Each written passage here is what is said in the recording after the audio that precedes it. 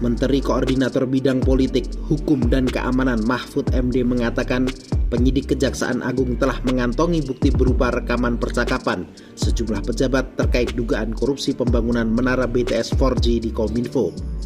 Bukan hanya bukti percakapan, penyidik juga mengantongi dokumen dan surat pendukung dalam perkara ini. Mahfud menyebut penyidik Kejaksaan memiliki rekaman percakapan termasuk dari unsur pejabat penting saat pembagian proyek tersebut. Percakapan mengenai dugaan korupsi di Kominfo itu disadap oleh penyidik dari Kejaksaan. Bukti rekaman percakapan antar pejabat itu diharapkan dapat digunakan untuk membongkar aliran dana dalam dugaan korupsi yang diduga merugikan negara hingga 8 triliun rupiah.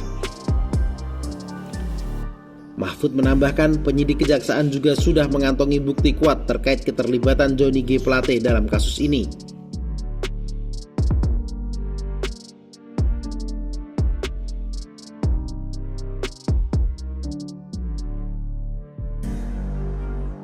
Selain rekaman percakapan, dokumen lain yang sudah dikantongi diantaranya terkait keterlambatan penyelesaian, pembangunan proyek di bawah target, dan proyek yang sudah dibangun tidak sesuai spesifikasi awal.